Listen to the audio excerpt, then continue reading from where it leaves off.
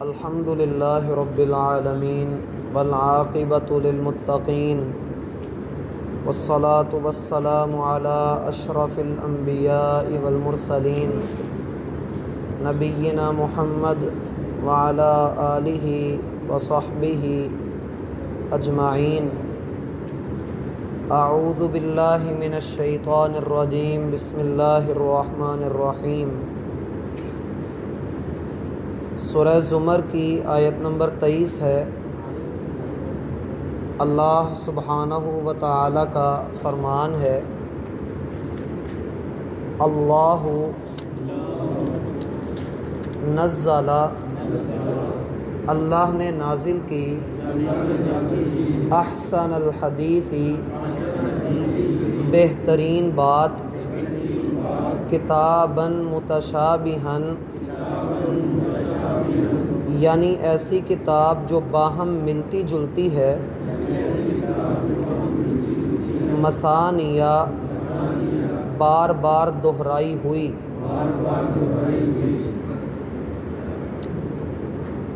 احباب گرامی، اس آیت کریمہ کے پہلے 4 الفاظ کی وضاحت ہم اپنی پچھلی 2 ملاقاتوں میں پڑھ چکے ہیں، جن کا خلاصہ یہ ہے کہ اس کتاب روشن کا نازل کرنے والا اللہ رب العالمین ہے،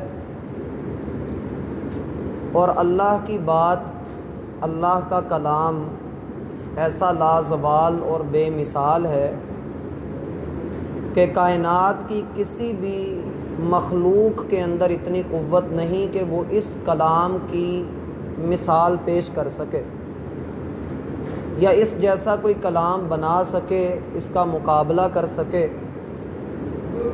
یہ اس بات کی عظیم نشانی ہے کہ یہ کلام اللہ کا کلام ہے۔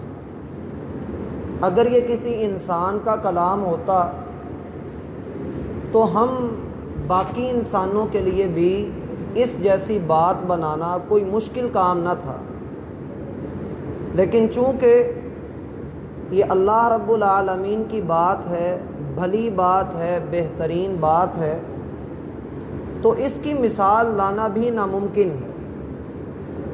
اس لیے اللہ رب العالمین کی بات کے سامنے سر جھک جانا چاہیے اور تسلیم کر لینا چاہیے کہ یہ اللہ ہی کا کلام ہے، کسی عام شخصیت کا کلام نہیں ہے۔ دوسری بات ہم نے یہ سیکھی کہ اگر کوئی اس کلام کا انکار کرتا ہے، اللہ رب العالمین کے اس قرآن کو جھوٹا قرار دیتا ہے، تو وہ قرآن کو نہیں بلکہ اللہ رب العالمین کو جھوٹا کہہ رہا ہے۔ تو اسے سوچ لینا چاہیے کہ وہ انکار کس ہستی کا کر رہا ہے۔ اللہ رب العالمین، اس سے بڑھ کر سچی بات کہنے والا کوئی نہیں۔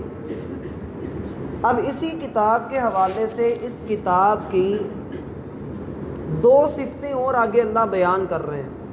ایک صفت تو ہم نے پڑھی کہ احسن الحدیث، یہ سب سے بہترین بات ہے، اور آپ خطبے میں بھی سنتے ہیں کہ سب سے بہترین بات، خیر الکلام کلام اللہ، سب سے بہترین بات اللہ کی بات ہے، اور سب سے بہترین ہدایت محمد الرسول اللہ صلی اللہ علیہ وآلہ وسلم کی ہدایت ہے۔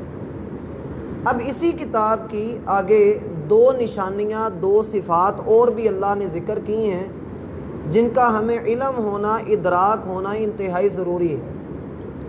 پہلی نشانی جو اللہ رب العالمین ہمیں دے رہے ہیں، فرمایا کتابا متشابہا، ایک ایسی کتاب ہے جو باہم ملتی جلتی ہے۔ یہ باہم ملنا جلنا کیا ہے؟ آپ جانتے ہیں کہ اللہ سبحانہ و تعالی نے اس کتاب کو تقریباً 23 سال کے عرصے میں نازل کیا ہے، اور 23 سال کے اس پورے عرصے میں جب اللہ نے اس کتاب کو نازل کیا، وہ تھوڑا نازل کیا یا زیادہ حصہ نازل کیا، اس کے روب میں، اس کے جلال اور دبدبے میں کہیں پر بھی فرق نہیں آیا۔ اور پھر اس پر بھی مستزاد یہ کہ جب اللہ نے اس کتاب کو نازل فرمایا تو اس میں اللہ نے ایسی آیات رکھیں، ایسی باتیں اللہ نے اس کتاب کے اندر بیان فرما دیں کہ پورے 23 سال میں جو قرآن نازل کیا، آپ الف لام میم سے لے کر والناس تک پڑھ لیں، آپ کو کسی ایک جگہ پر بھی ذرے کا فرق نظر نہیں آئے گا۔ جتنے بھی واقعات اللہ نے بیان کیے ہیں، مثلا کتابم متشابہن کی تفسیر میں ہم کیا کہہ سکتے ہیں؟ ہم کہہ سکتے ہیں کہ قرآن کا آغاز ہو رہا ہے الحمدللہ رب العالمین، سب تعریفیں اس رب کے لیے ہیں جو تمام جہانوں کا پالنے والا ہے، اس اللہ کے لیے ساری کی ساری تعریفیں ہیں۔ آپ قرآن کے آخری حصے پر آئیے، وہاں پر ہم کہہ رہے ہوتے ہیں قل اعوذ برب الناس۔ جب تعریف اس کے لیے ساری ہے تو قوتوں کا، طاقتوں کا سرچشمہ بھی وہی ہے، میں اسی رب کی پناہ پکڑتا ہوں جو لوگوں کا بھی رب ہے، تمام جہانوں کا بھی رب ہے۔ پھر ہم کہتے ہیں الرحمن الرحیم، وہ بڑا مہربان ہے، بہت ہی زیادہ رحمتیں کرنے والا ہے۔ تو جو بہت بڑھ کر مہربان ہو، رحمتیں کرنے والا ہو، وہ لوگوں کا معبود بھی ہوتا ہے۔ ادھر ہم کہتے ہیں الہ الناس، ہم اس رب کی پناہ میں آ رہے ہیں جو تمام لوگوں کا الہ ہے۔ سورہ فاتحہ میں ہم کہتے ہیں مالک یوم الدین، اے اللہ تو قیامت کے دن کا مالک ہے، تیرا قانون ہے، تیری حاکمیت ہے۔ اور یہاں ہم کہتے ہیں مالک الناس، اے اللہ تو لوگوں کا بھی مالک ہے، صرف قیامت کے دن کا ہی مالک نہیں، تو دھڑکنوں کا بھی مالک ہے، تو ہر انسان کی ہر چیز کا مالک ہے، کائنات کے ذرے ذرے کا تو اے اللہ مالک ہے، تو خالق بھی ہے، تو جبار ہے، تو قہار ہے۔ تو پناہ کس چیز سے مانگتا ہے؟ بندہ کہتا ہے من شر الوسواس الخناس، میں ایسے لوگوں کے شرور سے تیری پناہ چاہتا ہوں جو پیچھے بیٹھ کر ذہنوں میں وسوسے ڈالتے ہیں، اور وسوسوں سے بچنا ہو تو بندہ کہتا ہے اہدنا الصراط المستقیم، مجھے سیدھے رستے پر چلا۔ گویا کہ یہ قرآن میں ہر جگہ پر اللہ نے مماثلت رکھی ہے۔ آپ کسی بھی مقام کو پڑھ لیجئے، آپ کو قرآن کے مضامین میں اختلاف نظر نہیں آئے گا۔ یہ ہے کتابم متشابہن، ایسی کتاب جس کے سارے مضامین آپس میں ملتے جلتے ہیں۔ آپ سورہ یوسف پڑھیے، سورہ یوسف کے اندر جو اس کا پہلا آدھا ہے 12ویں پارے میں، جو اس کا پہلا آدھا ہے، جو 12ویں پارے میں اس کا حصہ آ رہا ہے، اس میں آپ پڑھیں گے کہ یوسف علیہ السلام پر کون کون سی مصیبتیں آئیں، کن کن مصیبتوں سے وہ دوچار ہوئے۔ اور جب آپ 13ویں پارے میں قدم رکھتے ہیں، آغاز کرتے ہیں، تو وہاں پر آپ کو یوسف علیہ السلام کے وہ منظر نظر آتے ہیں جہاں وہ مصیبتوں سے باہر نکل رہے ہیں۔ قرآن کے مضامین آپس میں اتنے گہرے ربط کے اندر ہیں، اتنے گہرے ربط کے اندر ہیں کہ آپ ایک جگہ پر پڑھتے ہیں کہ آدم نے جنت کا وہ پھل کھا لیا جس سے اللہ نے ان کو منع کیا تھا، پھر اللہ نے ان کو کچھ کلمات سکھائے، انہوں نے توبہ کر لی اور اللہ نے ان کی توبہ کو قبول کر لیا۔ اب وہ کلمات اللہ رب العالمین 8ویں پارے میں جا کر بتاتے ہیں کہ آدم نے کیا کہا تھا اپنے رب سے۔ اس نے کہا تھا ربنا ظلمنا انفسنا وان لم تغفر لنا وترحمنا لنکونن من الخاسرین، اے اللہ ہم نے اپنی جان پر ظلم کر لیا، اگر تو نے ہمیں نہ بخشا اور تو نے رحمت نہ کی تو اے اللہ ہم تو نقصان والوں میں سے ہو جائیں گے۔ تو گویا کہ قرآن کریم کے جو مضامین ہیں وہ آپس میں ملتے جلتے ہیں اپنے ظاہری اعتبار سے بھی۔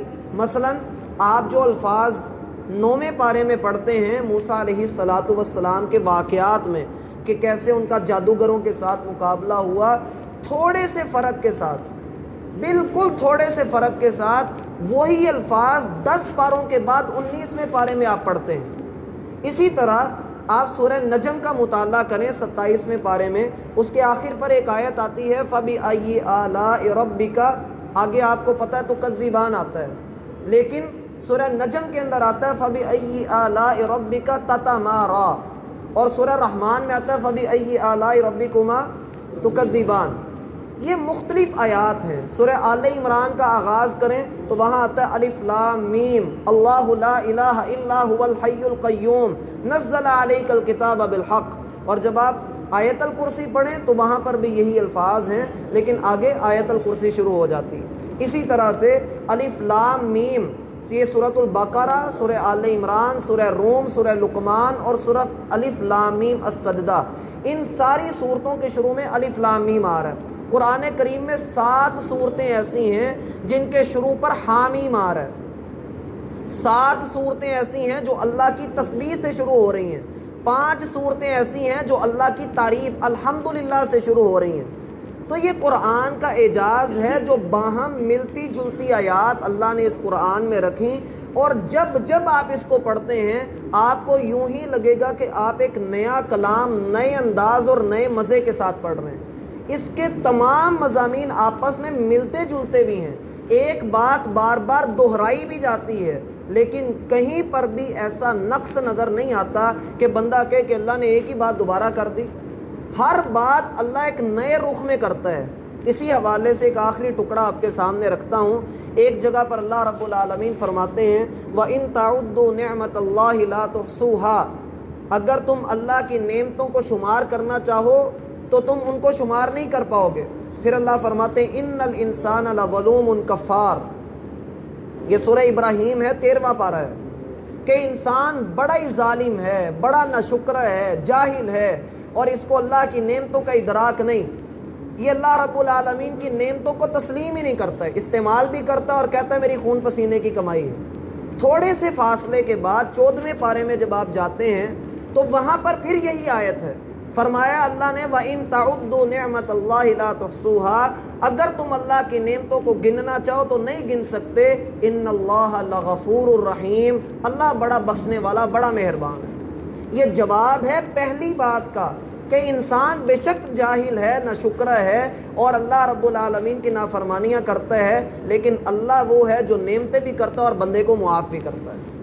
تو یہ قرآن باہمی طور پر آپس میں اپنے معنی کے اعتبار سے بھی ملتا ہے اور اپنے ظاہری اعتبار سے بھی ملتی جلتی اس کے اندر آیات پائی جاتی ہیں۔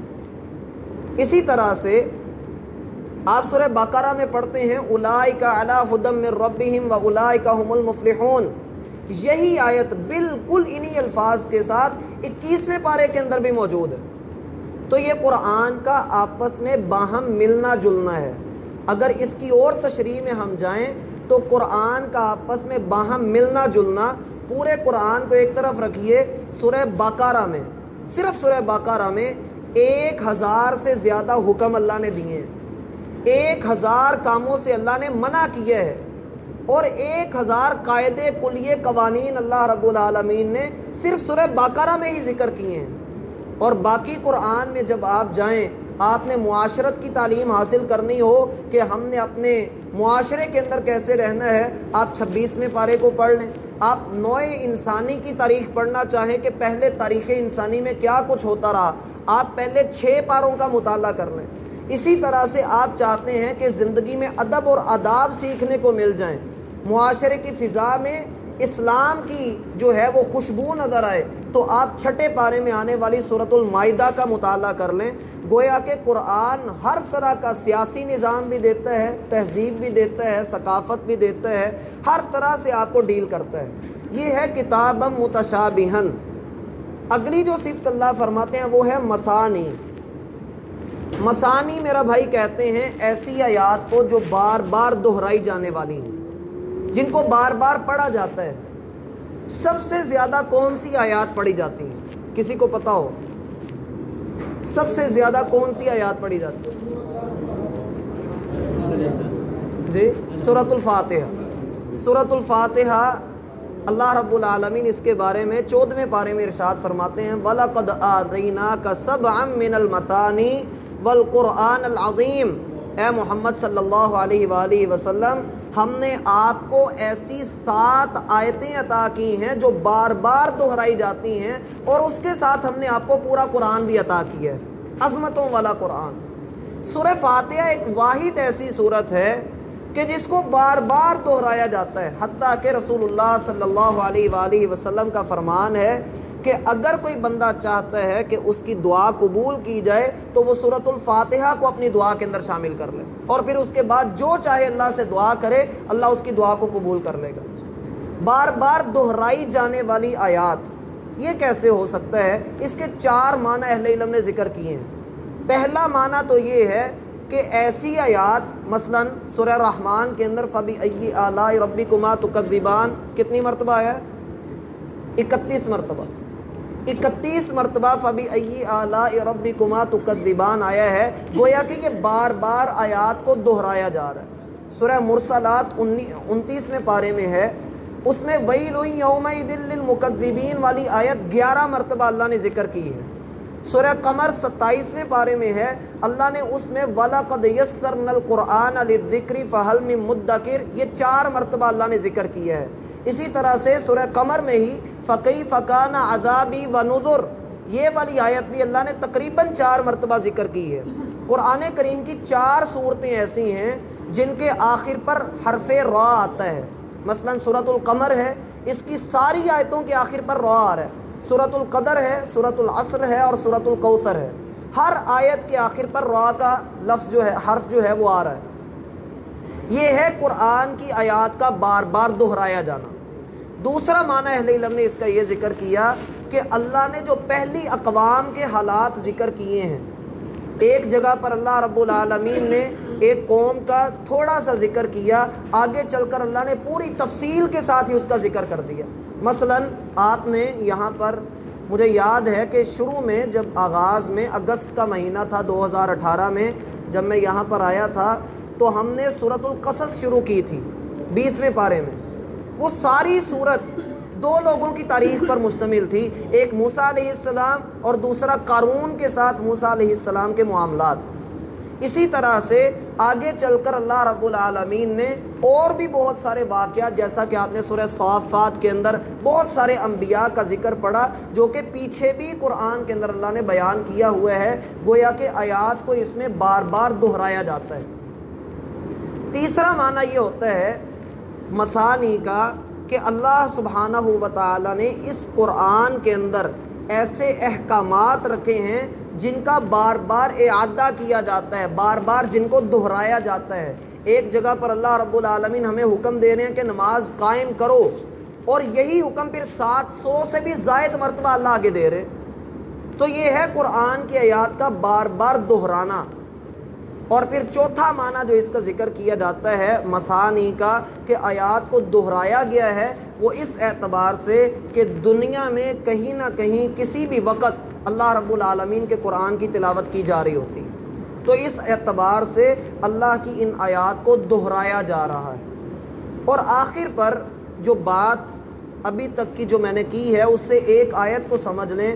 اللہ رب العالمین سورۃ النساء کے اندر ارشاد فرماتے ہیں افلا یتدبرون القرآن یہ لوگ قرآن پر غور کیوں نہیں کرتے؟ وَلَوْ كَانَ مِنْ عِنْدِ غَيْرِ اللَّهِ لَوَجَدُوا فِيهِ اخْتِلَافًا كَثِيرًا اگر یہ اللہ کے سوا کسی اور نے نازل کیا ہوتا، اللہ کے سوا کسی اور کا کلام ہوتا، تو لوگوں کو اس کتاب کے اندر جگہ جگہ پر غلطیاں نظر آتی۔ یہ اللہ کا کلام ہے، لہٰذا یہ غلطیوں سے پاک، غلطیوں سے مبرہ۔ اگر اللہ پاک ہے تو اللہ کا کلام بھی پوری طرح پاک ہے، اس میں کسی بھی قسم کا کوئی نقص یا کوئی بھی خامی اس میں واقع نہیں ہے۔ ان ھذا القرآن یہدی للتی ہی اقوم یہ وہ قرآن ہے کہ جس کے ذریعے اللہ قوموں کے نصیب بدل دیتا ہے۔ وَيُبَشِّرُ الْمُؤْمِنِينَ مومنوں کے لیے خوشخبری بنتا ہے، اور اللہ رب العالمین کے ہاں نجات کا ذریعہ بن جاتا ہے۔ ان اللہ یرفع بہذا الکتاب اقواما اللہ اس کتاب کی وجہ سے لوگوں کو عزتوں سے نوازتا ہے، ویضع بہ آخرین اور جو اس کو چھوڑ دیتے ہیں اللہ ان کو ذلت کی گمنامیوں کے اندر ڈال دیتا ہے۔ اللہ ہمیں قرآن کے ساتھ